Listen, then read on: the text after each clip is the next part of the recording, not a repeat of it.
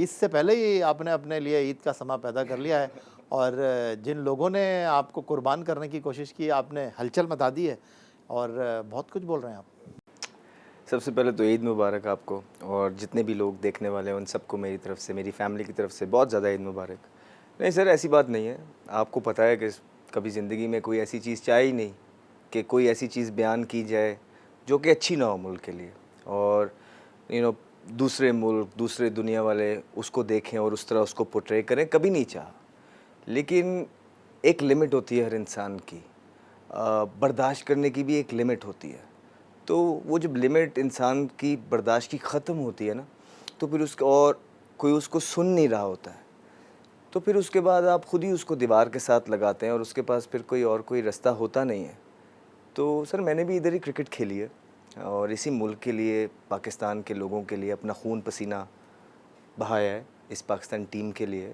اور یہ ملک میرا بھی اتنا ہی ہے، یا میرے جیسے لوگوں کا بھی اتنا ہی ہے جس طرح دوسرے لوگوں کا ہے۔ تو وہ ایک جو بات ہے وہ حق پہ اور سچ پہ بات ہے۔ میں نے تو کچھ بولا ہی نہیں سر، آپ غلط فہمی میں، یہ تو کچھ کہا ہی نہیں ہے۔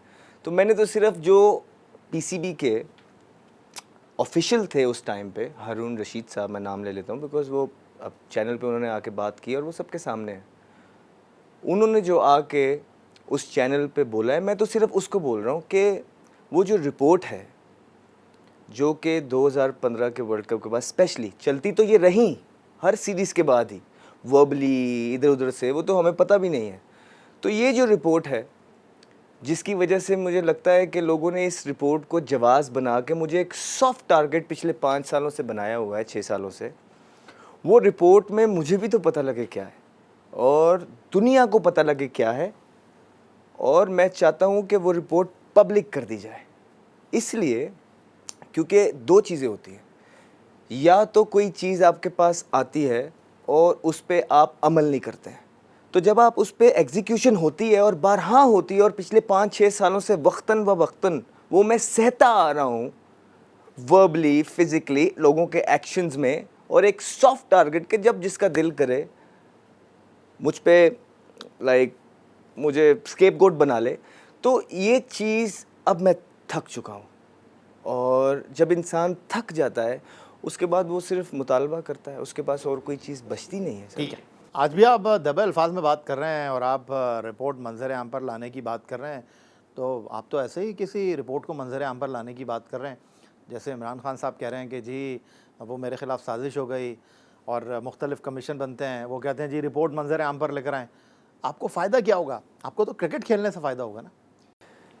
دیکھیے بھائی، میں نے لوگوں کے ایمز ہوتے ہیں نا، کچھ کرنا چاہتے ہیں، میرا ایم شروع سے یہی ہے کہ میں نے پاکستان کے لوگوں کے لیے کچھ کرنا ہے۔ وہ تو سارے ہی لوگ یہی کہتے ٹھیک ہے، میں پریکٹیکلی کر کے دکھایا ہے۔ میرے کھیلنے کا انداز، جو میری ہسٹری ہے، ہیں۔ بابر اعظم، رضوان، یہ پریکٹیکلی کر کے نہیں دکھا؟ جو میری ہسٹری ہے، جواب نہیں دیا آپ نے۔ جو میری ہسٹری ہے نا، مجھے اپنے آپ سے تعلق ہے۔ آپ وہ نکال کے دیکھیں کہ میں اپنی کرکٹ کس طرح کھیلا ہوں۔ میں بالکل میرٹ پہ اپنی ساری زندگی۔ آپ نے جیسے کرکٹ کھیلی ہے احمد، آپ کے بارے میں کہتے ہیں سیلفیاں بنائی ہیں آپ نے جو ہے سیلف پروجیکشن کی ہے، آپ نے جو ہے وہ ڈسپلن کی خلاف ورزی کی ہے، آپ نے تو ایسے ہی کرکٹ کھیلی ہے۔ اب یہ مجھے پورا کرنے دیں گے جواب، یا آدھے میں ہی لے جائیں گے ادھر؟ مجھے بتا دیجئے۔ کمپلیٹ کیجئے۔ اچھا، تو سر کس نے نہیں کی ہے؟ سیلفیاں اتارنا کوئی جرم ہے؟ یا سوشل میڈیا یوز کرنا کوئی جرم تھا؟